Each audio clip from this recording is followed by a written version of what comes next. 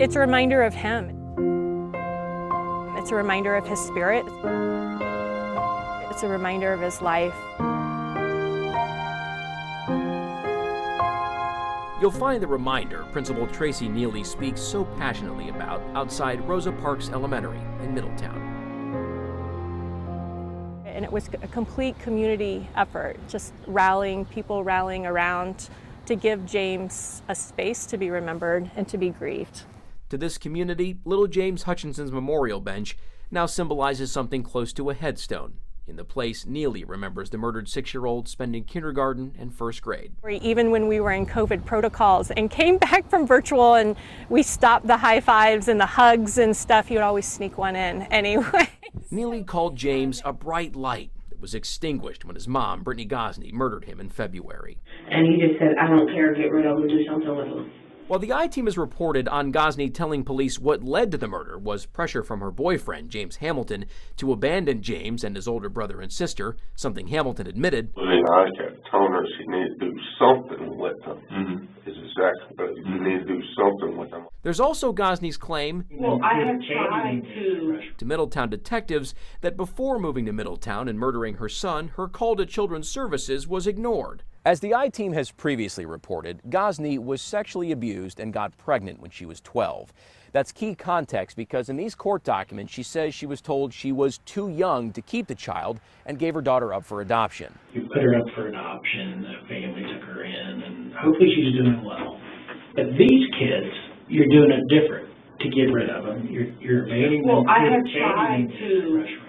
In her version of the story, 17 years later, Gosney claimed she reached out this time to Montgomery County Children's Services looking for help to legally give up custody of her kids. Do you know what this family services organization is? Montgomery. Montgomery? It is Montgomery, yes. Okay. So you had called them while you were living in the motel. Family Services in Montgomery County. Yeah. What was your intention to do like you had done with? Yes. Mm-hmm. But that didn't work because they had to open a case. And yes. Big James didn't want you to do that. Yes. Did that happen? It did not happen. There was no evidence that we could find to support her statement. And Butler County Prosecutor Mike Moser says, despite Gosney's claims, but when I had called around, they told me I couldn't do that. That's still abandoning my children. She never called her local fire station either. They made that didn't happen. At least we don't have any evidence of that. And public records requests filed by the I-Team with both the Butler County Prosecutor's Office and Montgomery County Children's Services show there are no records to support Gosney's claims. I think that in her mind, she did what she thought could be done. I don't think that there's any documentation at this point. I tried to find out myself, and I haven't been able to. David Washington was Gosney's defense lawyer. He says the big picture point he's trying to make in the aftermath of this case is that there should be a system for parents who feel they're overwhelmed with their children and want to give up custody. It's a two-way street. I think that you have to put that hand out to see if someone's willing to reach out and pull you in. Typically, people have family members that you can use for a place to take your children. Sometimes they don't. So maybe I need to expand that law to have safe haven places for older children. That's where former Montgomery County Sheriff and current State Rep Phil Plummer comes in.